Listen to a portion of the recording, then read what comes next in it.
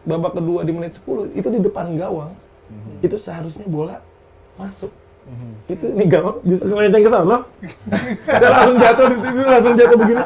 Itu supporter tuh ketawain saya karena saya terlalu ekspresinya ya. Ya Allahu Akbar, itu depan gawang itu agak masuk, saya bilang. Kata Asep, "Sob itu kan harusnya masuk." Nggak tahu, Sep, gue juga bingung. Ya, namanya anak begini kan. Iya, bener.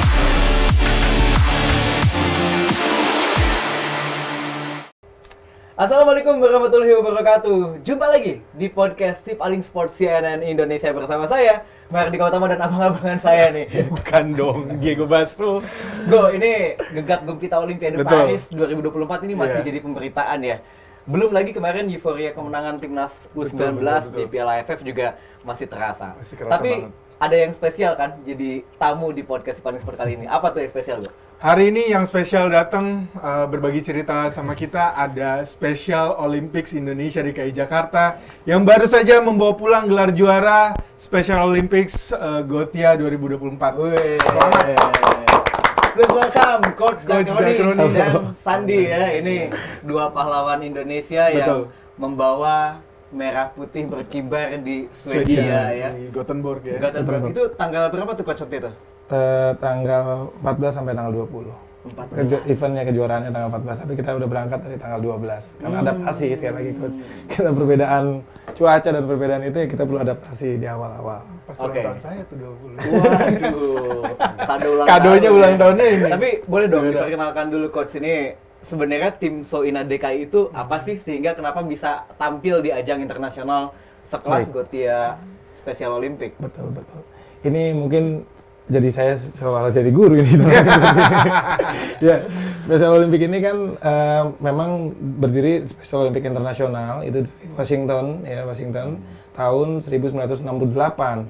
Indonesia sendiri baru bergabung di Special Olympic Internasional itu pada tahun 1989. Bergabungnya di Special Olympic ini gunanya apa sih? Anak-anak ini kan anak-anak intellectual disability. Ya, dalam arti kemampuan secara intelektualnya mungkin ya. Jadi tapi ada visi yang sangat besar, yaitu adalah selalu memberikan mereka olahraga sepanjang tahun, kegiatan aktivitas fisik sepanjang tahun, biar mereka menjadi lebih kuat. Yang pasti dengan ceria, yang intinya seperti itu. Di Gothia sendiri, Special Olympic Indonesia, mungkin Gothia Cup ini khususnya untuk anak-anak Special Olympic ini dari 2011 ya Kak ya.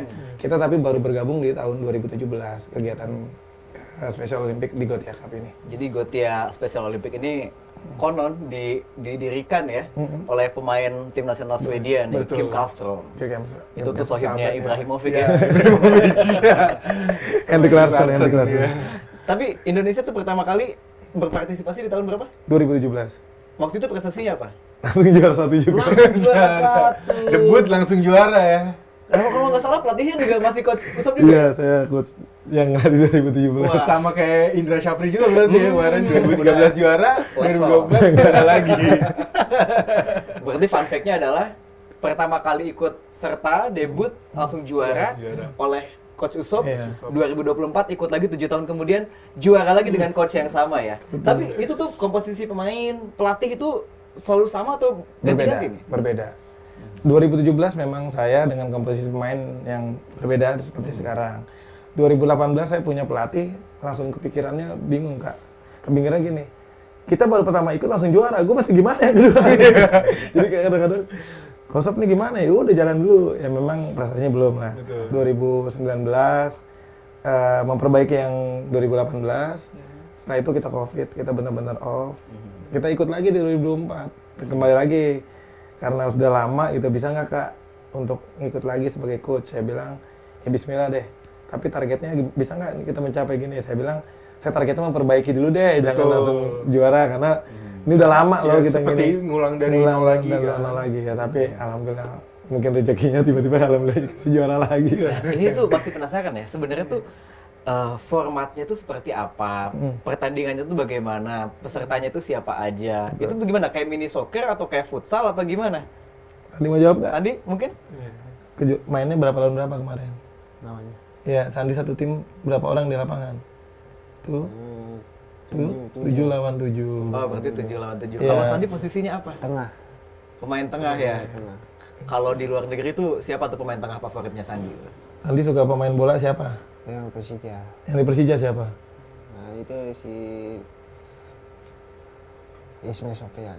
Oh, Sofyan, legend ya. Legend. Legend. El Capitano. Berarti 7 lawan 7 ya? 7 Coach, lawan ya? 7, mainnya 2 kali 15. Tapi mainnya bukan hanya sekali dalam sehari, bisa 2 kali. Oh.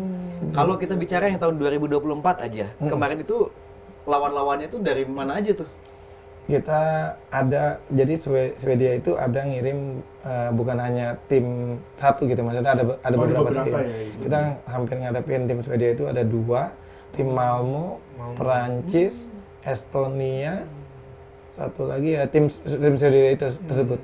Ada tim, ya kayak kalau kita kan bawa nama DKI, kayak dia Iya. Sweden wilayah mana gitu, jadi ada Malmo kan klubnya Malmo, Ibrahimovic ya? dulu Betul tuh. Berapa kali sekali. Oh berarti ngalahin Malmo juga ya? Jerman juga ya sana, Jerman ya, Jerman. Jerman sama Prancis. Jerman. Coba nih kalau diceritain ulang perjalanan sampai ke akhirnya ke final itu pertama lawan apa, skornya berapa, lalu kemudian bagaimana tuh? Benar. Awalnya sih ada pertandingan yang tadi saya katakan, kita kan harus ada melihat kemampuan mereka tuh. Itu satu sama kita main. Setelah itu menang 1-0, kita menang lagi 3-0. Habis itu kita kalah sama Turkmenistan 6-2. Habis itu harus pertandingan berikutnya tuh harus menang kalau kita mau nyampe final. Setelah pertandingan Turkmenistan kita menang dengan skor yang enggak 3-0. Terusnya kita menang dengan skor rata-rata 3-0, 3-1 gitu, yang terakhir 3-1 kalau nggak salah. Dan terakhir di final menang 2-1 lawan Turkmenistan lagi. Dari banyak gol yang tercipta ini Sandi bikin berapa gol kemarin? Nah, cuma 1. 1 gol. Wah. Masih inget gak golnya tuh dalam situasi kayak gimana tuh? Dari tengah apa dari depan apa gimana? Oh di depan tiang itu. Oh, kamu nunggu di Langsung depan tiang ya? shoot itu. Langsung shoot, dapat Iya, umpan. dapat umpan. Oh. Nah, coach, kalau Special Olympics ini adaptasi taktiknya tuh seperti apa kemarin di turnamen? Pertama untuk taktikal ya tersendiri ya, karena kan kita juga buta dengan kekuatan lawan, karena kan kita nggak pernah tahu. Tapi Iya. apalagi ketika melawan negara-negara Eropa mempunyai postur yang lebih besar. Tapi dalam tanda kutip dia lebih besar, kita punya pemain kecil pasti lebih lincah, Lebih lincah, dalam ya. segi kecepatan. Jadi saya memanfaatkan taktikal seperti itu ketika melawan lawan tim yang benar-benar mempunyai postur lebih besar. Dengan sistem yang kayak memang kita udah latihan selama 4 bulan. Di 4 bulan tersebut saya jujur aja lawan latihnya mereka hampir teman-teman saya. Jadi saya milih kenapa teman-teman saya, agar saya bisa ngasih tahu tolong lawannya begini, jangan terlalu keras, Ya. tapi silakan main sesuka, maksud bukan sesuka, sesuai dengan yang dia bisa gitu. Nggak apa-apa dibantai pun, tapi kok bisa ngelawan tim saya gitu kan. Jadi saya punya harapan besar kepada mereka di lapangan pun. Taktikal itu saya lakukan tetap sama. Saya 7 orang, saya selalu pakai formasi 2-3-1. Karena dengan 2 ketika lagi defense, saya akan tarik dari wing-wingnya jadi 4, ngumpul di belakang. Saya selalu seperti itu. Tapi kalau pertandingan yang sudah levelnya lawan mungkin lebih berat, saya bisa pakai formasi 5-1. Oh, itu Parkir kayak- bus ya jadi coach ya? Itu kayak yang diterapkan di final untuk Turkmenistan Betul, ya. di final tuh udah nggak bisa. Kenapa? Karena hampir ya ketika ditanya, saya nanya, coach besok lawan siapa? Turkmenistan. Nah, yang ngalahin 6-2 ya? Pasti kan gitu semuanya. Iya, bilang. bener-bener. Kita ngalahin 6-2. Ya bisa kan nih? Ya, saya cuma bilang bisa. Namanya final apapun kan bisa Bisa terjadi. terjadi, ya. Ngapain terakhir pertandingan mau berdarah-berdarah mau apapun saya lakuin istilahnya. Bukan saya yang lakuin teman-teman, walaupun saya cuman dari segi psikolog ya. itu dari malam sampai pagi mau berangkat itu udah saya brainstorming bagaimana caranya kita harus bisa. Ya soalnya sebelumnya kan mengalami kekalahan pasti mentalnya cukup down juga ya. Downnya dengan bukan main. skor segitu. Pertandingan kalah 6-2 lawan Turkmenistan. Mereka capeknya luar biasa karena hujan turun, hujan berhenti. Jujur, mereka tidur dari jam 5, bangun jam 7 pagi. Wow. Saking mereka capeknya. Itu sholat saya bangun, kita ini udah kayak nggak kuat. Padahal saya sebagai pelatih, saya tidur setengah 3. Saya mikirin pertandingan besok harus gimana.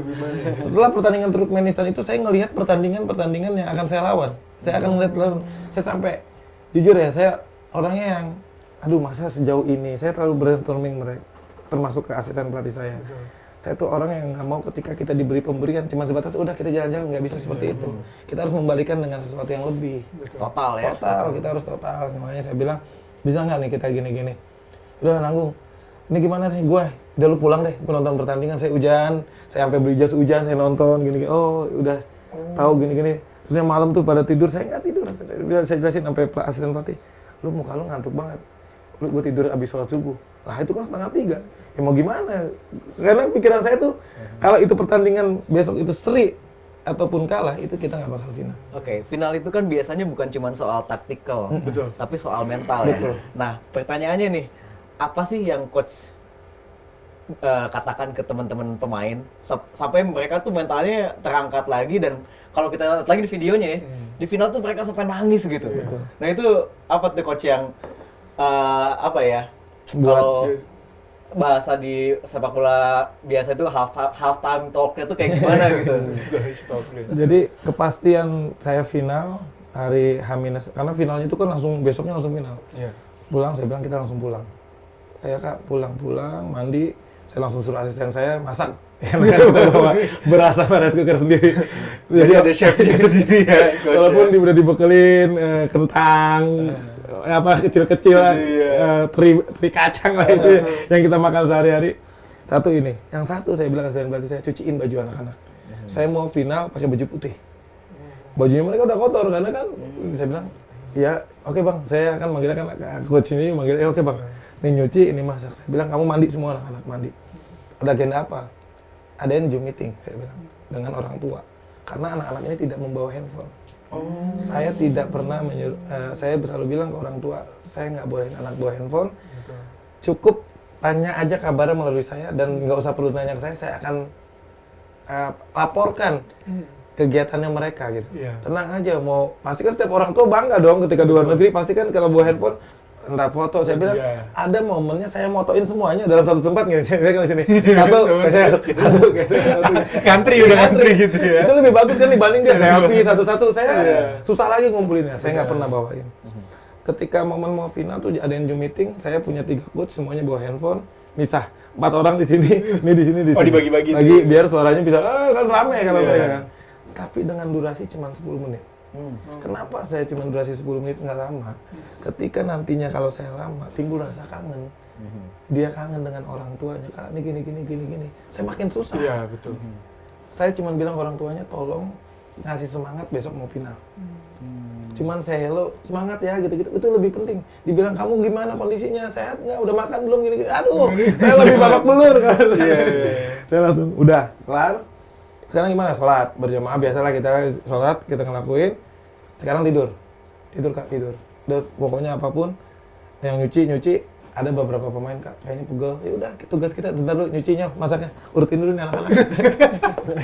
Jadi multifungsi ya staf pelatih ini ya. Iya, kita gimana? Yang main kan mereka ya. Kita kan cuma menyuruh dalam arti sebagai coach. Berarti staf pelatih berapa orang? 3. 3 plus pemain 7. Pemainnya 9. Pemain 9. Saya bertiga, saya asistennya 2. Total Dan itu 12 semuanya orang. bekerja keroyokan ya? Keroyokan. Yang mikirin taktik, yang mikirin makan, nyuci. Waduh. Psikologi. Akhirnya udah, mereka tidur ya, kita pelatih ngobrol. Saya bilang sama yang lain, udahlah nanggung, udah di final, mau ngapain? Iya. Mau menang, ya alhamdulillah juara. Lu kalah besok nggak ada pertandingan lagi, mendingan habisin. Saya ketemu lah, memang kita penginapannya dekat dengan lawan gitu ya. Oh gitu. Saya ngeliat nih lawan kok kayak nganggap remeh, semakin termotivasi saya nih. Ini jam segini mereka pada masih main di halaman, nggak ada yang tidur. Waduh nih. Apalagi mereka habis menang besar sebelumnya, lawan kita kan? 6-2. Dan mereka pun banyak yang nonton lah, banyak. Mereka nih diledekin karena mereka kan bawa handphone kan. Oh iya. Mereka tuh bawa handphone, Kak, kau sob. Saya diledekin tuh, kenapa? Jadi dia kayak mamer, nih saya juara di Turkmenistan loh, peringkat 1, kayak gitu dipamerkan ke dia. Oh iya. Berani-berani. Dia alamnya cuma ngadunya tuh kayak gitu doang. Cywar ya. Kak, itu kok digituin mulu Kak. Udah tenang aja, ntar kan kakak punya handphone udah pakai ini. Saya tuh, aduh, ini ada lagi masalah. Ngapa pakai begini-gini amat ini orang ini. Saya bilang paginya bangun mandi. Ada tugas lagi. Saya memang di papan tulis tuh saya selalu bikin rundown dari bangun tidur sampai dia tidur, saya tulisin semua di papan tulis.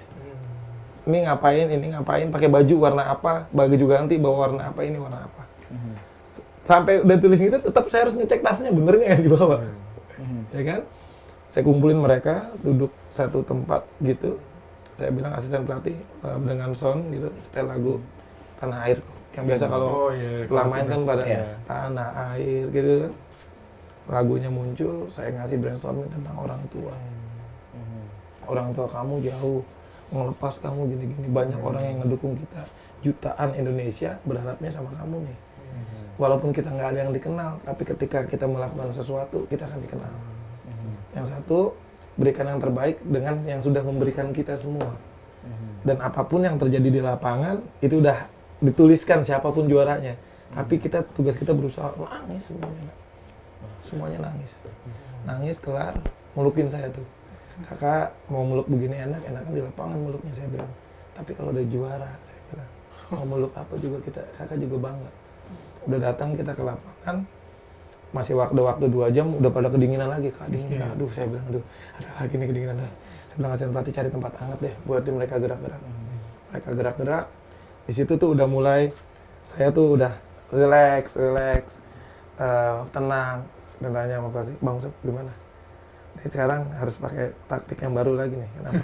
Gue fokus ngelatih, ini fokus waktu, karena kan ada aturan itu, semua pemain wajib main. Nggak boleh nih saya punya 7 pemain, 7 pemain doang. Jadi punya aturan.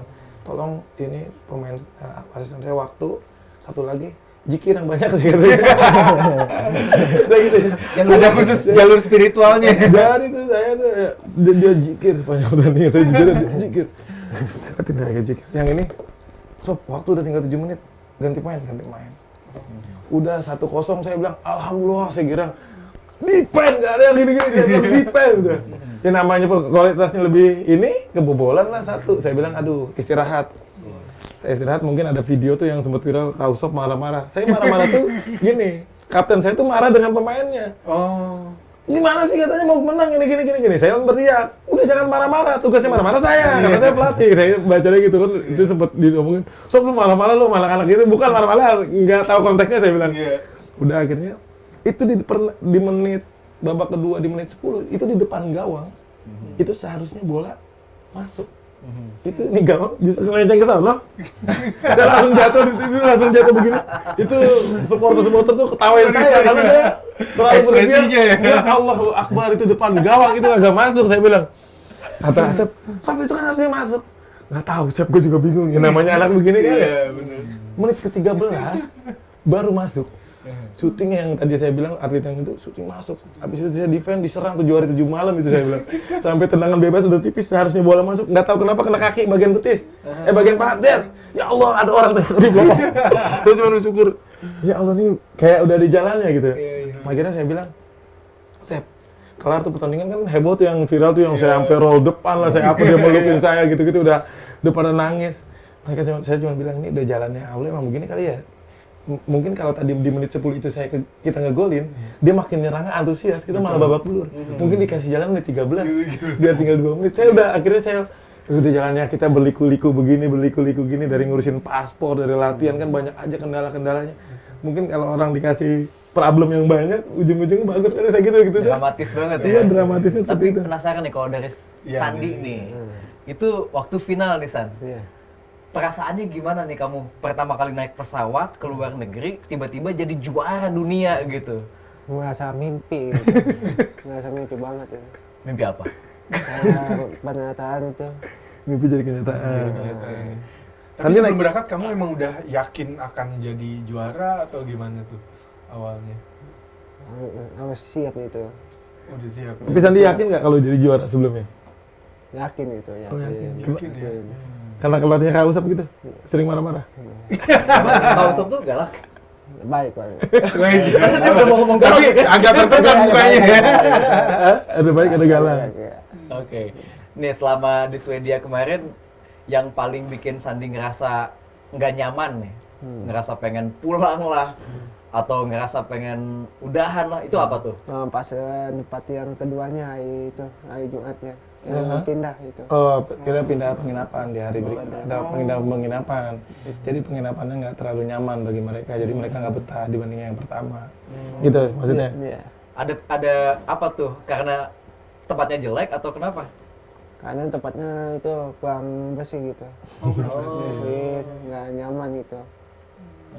Nah, kalau saya tidur biasanya tidur tuh pakai bantai sama selimut. Bantal sama Gitu. Di situ nggak ada. Oh, nggak ada bantal selimut. Iya. Waduh. Susah deh kalau Di tidur. Eropa nggak ada bantal guling ya biasanya. Mulukin satu sama lain nih, San? Kalau nggak ada bantal guling, melukin satu sama lain. Nah, kalau tidak susah di situ. Jadi problemnya ya pindah tempat itu memang. Makanan gimana? Cocok nggak? Nah, lumayan gitu, lumayan enak gitu. Oh, enak ya. Makanan yang mana yang enak? Kayak roti yang bulat itu. Oh, roti-roti. Enakan itu apa yang dimasak sama Coach Yusof? Nah, sama aja. Nih ada cerita apa aja nih coach yang lucu-lucu nih selama di Swedia kemarin. Ini kan mungkin koreksi kalau saya salah ya. Mungkin anak-anak ini juga adalah mereka yang pertama kali keluar negeri, Betul. ya kan? Betul. Dan pasti kan kita aja yang maksudnya yang non disabilitas seringkali gegar budaya gitu ya. Ada nggak cerita-cerita yang terkait sama kaget gitu? Wah kok di luar negeri tuh gini ya? Gitu. Yang pertama, sebelum nyampe Swedia aja udah banyak cerita lucu. Lucunya apa? Di bandara itu kan saya selalu mengingatkan jangan bawa air karena kan ada di tag kan. Saya udah cek ya, tiba-tiba ada aja selimutnya tahu-tahu di tas gitu. Saya kadang-kadang kalau pengecekan itu saya selalu bilang ke orangnya dengan bahasa Inggris saya asal paham, ya saya asal mereka paham lah. Saya leadernya di sini, mereka anak-anak intellectual disability. Saya yakin mereka tidak mau bawa apa-apa. Saya penanggung jawabnya. Tapi tetap bunyi. Katanya kamu sebagai leader, ini buktinya kamu bunyi gini-gini. Air. Ada yang bawa parfum. Saya langsung astaga. Katanya nggak ada apa-apa ya. Saya kembali lagi. Salah saya. Saya nggak ngecek secara buka. Tetap aja kita harus bersalah sebagai pelatih. Tanggung jawab ya. Tanggung jawab itu yang pertama. Yang kedua, kalau di Sweden itu kan beda budaya ya. Betul. Jujur aja kita negara-negara Eropa, khususnya kalau kita kebersihan lah. Iya. Ya mungkin tahu semua ya kalau kita apa BAB atau apa kan kamar mandi kering, kita nggak terbiasa gitu kan. Anak-anak ini bagaimana nih? Saya sampai ngambil pakai tempat sampahnya kan dilapisin plastik gitu ya kan. Oh iya. Nih, jadi ini ember. Oh, ember ya kayaknya. Iya, terus itu gimana? Udah cari gayung. Saya mangkok, saya gitu. Bukannya jijik, saya bilang, kantor gini. Ya jangan dijadiin buat makan, gitu. Ditaruh khusus aja. Taruh khusus buat itu. Kan apa? Bukan, ya saya lebih baik dibilang jijik tapi bersih. Iya, benar. Kamu mau gini-gini? Iya kak, nggak mau kak. Tapi kendalanya apa? Mereka kan biasanya ketemu lagi kamar mandi jongkok. Betul. Apa duduk? Ah. Kak ini gimana kak biasanya jongkok? Salah lagi saya gimana? Kamu nggak boleh jambil jongkok duduk. Oh gini, akhirnya mereka lakuin. Becek lah kemana-mana. Ditegur lah lagi saya. Kok tolong ini jangan. Ini kamar mandi kering. Jangan dipakai gini. Oke. Ya saya salah, tolong maafin saya. Jadi akhirnya kita ngelakuin lah. Gitu kan. Terusnya yang tadi nyuci baju apapun. Ya mereka kan udah berjuang. Tapi baju kotor. Mau kita laundry gimana di sana gimana, udah deh kita cuci yang penting asal wangi. Saya bilang saya pakai pengeringnya, pakai ada tuh di luar kamar itu ada kayak semacam kulkas tuh emang buat khusus pengering ternyata. Saya pakai diam-diam pokoknya 2 jam saya ambil pokoknya nggak ketahuan deh cara saya deh. Terus kalau mereka lagi jalan-jalan kita kan nggak pakai LO gitu ya. Saya selalu kayak bebek, saya paling depan, 2 asisten belakang, tengah-tengah anak-anak. Saya selalu bikin formasi seperti itu biar nggak menghilang gitu. Kadang naik tram, ini bener nggak jurusannya ya? Iya, bahasa Swedia lagi. Iya, bahasa Swedia. Kadang-kadang misalkan kalau kita dari sini, kita mau ke Ragunan, kita dari Mampang. Dari Mampang kan harusnya ke sini kan. Kita kadang dari Mampang ke sini. Ini bener kayak ke arah sini ya, tapi ini tujuannya 7A gini. Ah, salah. Jadi kita balik lagi ya. Banyak-banyak kita kayak so tahu gitu lah maksudnya ya. Tapi harus tahu. Betul. Lapangan di mana kita harus nanya-nanya dengan bahasa gini-gini. Kita nyari mereka mau jalan-jalan kemana kak? Nyari masjidnya sholat Jumat kak? Yaudah, ternyata harus naik perahu gitu-gitu. Jadi banyak pengalaman lucu sama mereka ya begitu aja. Ya khususnya finalnya itu ya udahlah saya cuma nekanin, ayo mau diledekin lagi nggak? Apa nggak itu? Kan pelatihnya agak sedikit tua lah bahasanya. Kak Abah kok diam aja sekarang? Jadi ngeledekin awalnya kan nyapa lah apalah gitu. Kak diam ya terus kayak semacam gimana sih kita udah yakin 100% bakal menang tiba-tiba kalah, gimana sih jadi perasaannya seperti itu. Tapi tadi balik lagi di cerita soal diledekin pemain Turkmenistan tuh gimana San? Ngeledekin pada ngatain ini babeh udah pulang babeh gitu. Sandi diledekinnya gara-gara dia pernah juara gitu, menang, you lose, I'm win. Babe itu maksudnya pelatihnya Turkmenistan. Oh disebutnya Babe. Iya, pada ledekin gitu. Ditunjukin di handphone gitu juga. Wah, dia nggak tahu siapa Indonesia ya. Juara 2017 kan? Oh oke. Nah terus ini kan bicara soal disabilitas intelektual ya. Sementara sepak bola itu kaitannya sama strategi, sama instruksi gitu. Komunikasi juga. Kuncinya ada di coach nih. Nah, coach ini gimana nih buat menyampaikan strategi nanti main di formasi sekian gitu atau nanti kamu maju ke sini. Geraknya gimana? Itu gimana tuh coach? Itulah yang jadinya namanya Kak Usep marah-marah. Kalau orang yang nonton Kak Usep lagi marah-marah nih, padahal bukan marah-marah. Memang harus agak keras, berarti saya harus ngomongnya harus teriak gitu ya. Pendekatannya harus ini. Mereka tahu posisi mereka. Ini tolong nggak boleh maju ya. Yang ini kayak Sandi nih misalkan, Sandi di tengah aja. Batas kamu maju tuh ada titik tuh ya. Jadi saya ngasih taunya tuh ada titik tuh ya, jangan sampai ngelewatin jauh-jauh itu. Kalau udah sampai itu balik lagi. Oh ya Kak, jadi lari. Jadi striker pun kamu baliknya masih gini doang. Kalau pemainnya ini ikutin. Ini nomor 10 ini bagus, kemana pun diikutin. Sampai itu di garis belakang diikutin, jalan nggak diikutin. Udah sampai gini. Ya kak. Jadi segitunya saya harus mengatur gitu ya. Maksudnya yang lebih penting adalah positioning sih. Ketika memang saya lihat positioning mereka udah tepat nih, saya yakin nggak bisa tembus. Karena banyak lapisan-lapisan, apalagi dari kan kayak terakhir parkir bus terus bahasanya. Mau ini lewat masih ada ini lewat masih ada ini. Saya bilang kalau mereka jago sesama makan nasi, masih nggak jago. Kecuali dia di depan kamu makan batu, kamu makan nasi, kamu kalah saya bilang. Kalau dia masih makan nasi, lawan, nggak ada urusan. Dia bilang gitu kan anak. Iya kalau Usop. Dia bilang gitu. Strategi saya yang kedua pendekatan. Ya pendekatan itu, janganlah kita mau kalah, kita mau menang. Jauh loh, 18 jam kita perjalanan.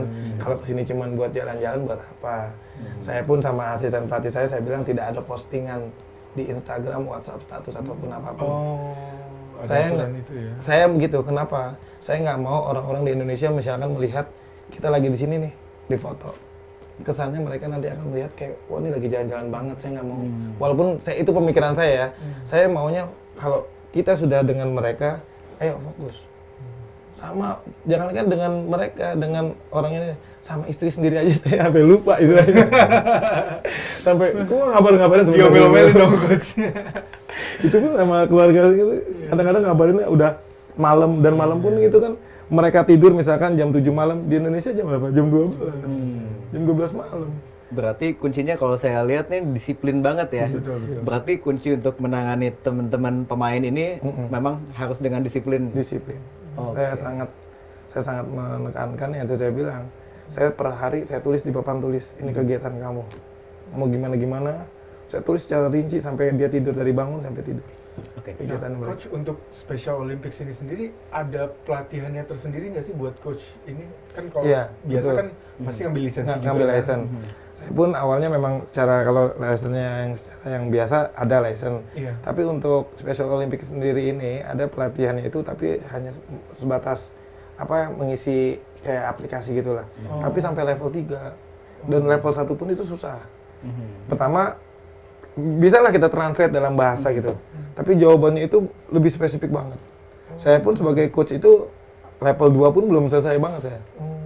Baru level 1 saya kelar. Memang susah. Dan setelah selesai semua, per levelnya akan dapat sertifikat.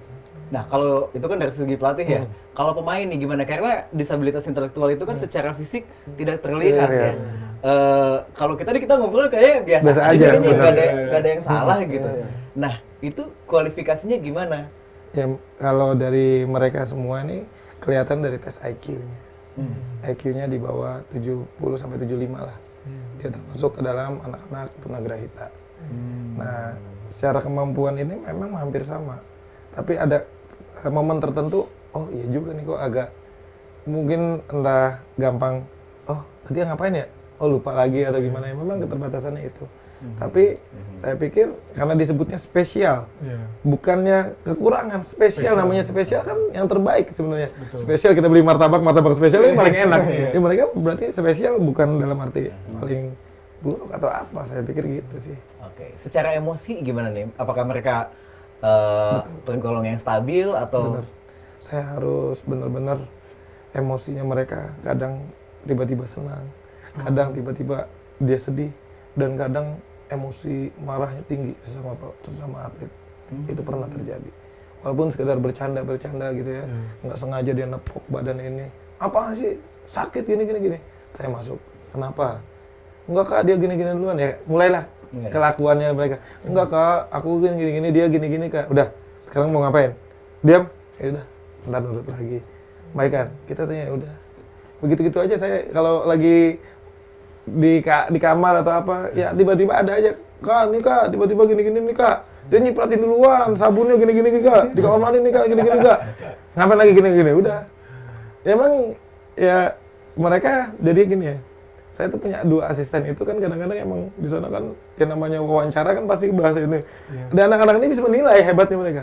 Udah jangan kakak ini kak usap aja yang gini-gini. Nah, ini kemarin tanyain begini ini aja. Udah berarti ini anak-anak ini bisa ini juga ya, menilai ya. Sob gue dicengin sama anak-anak sob udah biarin ini biar hiburannya mereka. Walaupun saya juga sembarangan karena dia udah terlalu karena kan paling bukan ditakutin ya karena kan ya kak usap gini-gini kalau sama yang 2 ini kan enggak kak, enggak gini-gini kalau misalnya iya kau sop, udah pastinya deh itu tahu sendiri dari. Nah kalau Sandi ini kan masih 19 tahun ya, tapi kalau di Special Olympics di Gotia turnamen itu maksimalnya pemainnya berapa tahun tuh usianya? Range-nya dari 16 sampai 29. Kita memang mengambil sebenarnya saya Jakarta itu banyak atlet-atlet yang usianya memang di antara 16 sampai 21 sih kita ya. Karena banyak kita mencarinya biasanya anak-anak yang SLB yang sekolah luar biasa ini kan kita ngambil dari semua SLB yang ada di Jakarta. Memang banyak usia-usia muda yang banyak potensi. Ya gitu. Yang kedua, kenapa saya ambil ini lebih kepada berkaitan dengan dokumen. Saya mikirin sampai dokumen karena ketika kita keluar negeri pasti ada persyaratan khusus ketika atlet ini di bawah umur. Saya merasakan benar-benar 2 kegiatan ini, wah susah juga ya dokumennya, pembuatan paspor, pembuatan visa dan lain-lain. Itu juga harus benar-benar kita, saya jadi belajar. Harus yang usia 8, kalau kita kan beranggapan 17 tahun ke bawah ya. Luar negeri mah 18 tahun ke bawah. Jadi 17 gini-gini saya harus datangin ke notaris. Saya harus punya surat notaris. Wah, jadi saya belusukan ke kanan, belusukan ke kiri. Ya misalkan Sandi bikin paspor. Misalkan, kira-kira kalau ditanya ke orang imigrasi, yang ditanya apa? Kamu mau kemana? Berangkat sama siapa? Orang tuanya dampingin nggak bakal boleh, karena bener nggak nih? Iya. Pasti kan butuh yang berangkat dengan dia siapa nih? Apalagi dia ada dokumen tambahan, dia anak berkebutuhan. Tapi kan kalau saya berpikir, udah deh, saya langsung telepon gini, imigrasi bisa nggak bersurat? Akhirnya kita bersurat 10-10-nya, saya dampingin. Tujuannya apa? Kalau 10-10 kan langsung gampang. Kalau ada pertanyaan langsung saya. Jadi sebegitunya kita sebagai pelatih harus mikirin taktik yang begitu juga kita pikirin juga Di luar lapangan. juga. Ini sampai dapat 9 atau 10 pemain untuk di event terakhir kemarin itu dari berapa banyak seleksi itu? Jadi ada kejuaraan Pemprov DKI Jakarta, Dinas Olahraga DKI Jakarta mengadakan kegiatan turnamen sepak bola. Di situ saya diundang dari berbagai wilayah, 5 wilayah ini diundang. Pertandingan di situ saya mulai talent scout pemain-pemainnya. Saya pilihlah 400%. 400% itu kalau saya di sana wajib entry by name 10, saya nyari 40 orang. Gunanya apa? Karena saya nggak mau langsung seleksi itu langsung dapat 10. Saya mau lagi yang seleksi kedua. 40 orang ini saya undang lagi untuk seleksi tahap berikutnya. Tapi saya bersurat lagi dari Special Olympic DKI Jakarta kepada wilayah-wilayah, silakan bawa pemain 3 yang menurut kalian punya kemampuan bagus. Bawa lagi tuh 3, 15, sampai saya terakhir tuh 60-an deh. 60 orang, saya seleksi, dapatlah saya nyari 200%. 200% itu 20 pemain. Kenapa saya harus nyari 200%? Saya harus share lagi nih. Keterkaitan dengan dokumen, keterkaitan dengan umur, keterkaitan dengan lain-lain. Karena saya bikin 1 sampai 20 ranking lah bahasanya. Kalau tiba-tiba nomor 9 nggak bisa, oke nomor 11 saya masukin nih. Tapi tidak mengubah komposisi pemain. Saya punya kiper 2, saya harus punya pemain belakang ini gini-gini. Itu saya mikir gitu. Akhirnya udahlah kepilih 10. Tetap aja udah kepilih 10 ternyata ada dokumen nyangkut-nyangkut juga. Tapi artinya nih Sandi ini 9 terbaik ya dari seluruh Indonesia ya. Iya, alhamdulillah Sandi. Nah, coach, kalau anak-anak spesial ini kan biasanya sangat didampingi sama orang tuanya. Terus gimana coach kemudian membangun kepercayaan dengan orang tua itu, coach? Ya, saya selalu menyampaikan ke orang tua, ketika saya diberi kepercayaan lebih oleh orang tuanya untuk menjaga mereka, itu menjadi semangat saya. Tapi kalau orang tuanya sudah nggak percaya dengan saya, ya saya lebih bimbang, lebih banyak keraguan gitu. Maksudnya, saya mesti berbuat apa? Orang tua aja udah nggak percaya menitipkan. Saya briefing terakhir, karena kita ada TC, bukan TC ya, lebih kepada ngumpul di Jakarta selama H-4 sebelum keberangkatan. Saya bilang gunanya apa? Saya mau orang tua nih merasa anaknya dijagain loh, masih di Jakarta loh. Orang tua bisa masih ngelihat sebenarnya, tapi kan saya batasin jangan ada yang datang. Saya membangun dulu biar kita bareng. Yang kedua saya bilang ketekankan orang tua, ketika saya diberikan kepercayaan, saya akan membayar kepercayaan lebih. Kalau urusan juara, urusan semua orang dalam doanya pasti mintanya juara. Iya. Mau gimana siapapun, mau orang gimana juga namanya berdoa, kalau lagi kejuaraan pasti mintanya juara. Saya bilang target saya yang paling utama adalah membawa anak bapak ibu dalam keadaan sehat di Indonesia. Makanya nyampe di Indonesia semuanya meluk, pelatih semua dipeluk, dalam nangis orang tuanya. Kak, makasih banyak Kak udah dibantu gini-gini Kak. Saya langsung, ya ini tugas saya udah selesai ya, Mama, Ayah. Ya Kak, apalagi tambah juara Kak, makasih gini. Itu bonus saya paling besar deh. Saya nggak bisa ngomong apa-apa, itu udah bonus saya paling besar. Ketika orang tua bilang ke saya, Kak, makasih udah dijagain gini-gini Kak, ini anak-anaknya sehat gini-gini. Ya udah saya cuma bilang, iya nih bonusnya udah gini. Saya nggak bisa ngomong panjang lebar, saya cuma bisa ini juara. Silakan rayakan aja sama anak-anak itu. Datang mereka dari dinas pendidikan, ada dari dinas olahraga, semuanya datang untuk ngerayain, silakan. Ini bentuk euforia kita sama-sama. Saya bilang, saya cuma berharap, ya makanya saya senang banget diundang kayak begini-gini. Kenapa? Saya mau, ayo dong warga-warga Indonesia, khususnya masyarakat Indonesia, dengan anak-anak ini nih sama, kita tidak ada yang berbeda. Justru ternyata dibalik bukan kekurangan, kelebihan mereka lebih banyak dibanding kita sebenarnya. Saya cuma itu doang sih. Ayo sama-sama. Karena saya banyak ya. Karena kenapa saya bisa viral gini kan ada kemarin kan sempat ramai di Instagram ya. Karena ada salah satu mahasiswa yang tiba-tiba memposting gini-gini. Saya pun dalam komennya itu banyak membaca hal-hal yang menurut saya, ayo dong jangan malah kok ada sedikit nian juga gitu ya. Kenapa bukan fokus pada ayo selamat ya Dek gini. Apalagi mereka nih termasuk pahlawan loh. Betul. Iya dong. Pahlawan. Mau gimana caranya mereka pahlawan. Mereka bawanya bukan Asia. Nih kita mau kejuaraan dunia. Saya cuma gitu doang, ya ampun. Saya ikut bacanya akhirnya saya statement. Terima kasih saya seorang pelatih gini. Ayo kita bangun gini. Baru oh, ya coach selamat coach, maaf kita nggak tahu ya udahlah. Kita harus pentingnya gitu, emang literasi kita harus sama-sama. Untuk sampai ke sana aja sebenarnya sudah luar biasa ya. Benar. Untuk perjalanan. Waktu akhirnya tahu jadi juara nih, kan kalau kita lihat videonya ya, langsung pada pelukan gitu, ada yang sampai guling-guling nangis. Sandi waktu itu apa nih yang di pikiran Sandi waktu itu sampai akhirnya sebegitu emosionalnya gitu sampai nangis gitu? Pas masuk final, pas udah juara nangis di situ. Kenapa nangis? Kenapa nangis?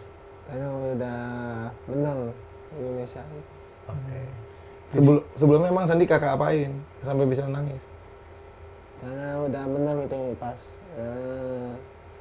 Indonesia juara gitu. Terharu berarti ya? Terharu sama nggak percaya gitu. Oh, Sandi sendiri nggak percaya kalau Indonesia Itu menang gitu. itu waktu itu setelah menang ada apa kayak gitu, bendera merah putih gitu ya? Naik, biasanya kita dipanggil satu-satu, ya ada yang postingan gitu aja. Gimana tuh Sandi waktu ngelihat merah putih paling tinggi ada lagu Indonesia Raya? Bangga banget, bangga. Dan Apalagi ditonton Indonesia lawan. juga. Dan yang pasti nih ya gue ya, kita semua di sini juga bangga sekali karena ternyata sepak bola ini menjadi medium yang sangat efektif untuk menunjukkan bahwa bakat khusus ya banyak orang ya. Betul. Saya sangat setuju benar. Sepak bola tiba-tiba ya mereka ya walaupun di Instagram itu komen saya lihat masih 2000-an, dari yang nggak kenal mereka jadi pada kenal mereka banyak 2000 kan lumayan kan. Sandi sekarang terkenal dong ya. Gimana udah ada yang ini apa? Acara-acara di sekolah gimana Sandi? Sekolah Saya udah nggak- jadi terkenal. Rayaannya.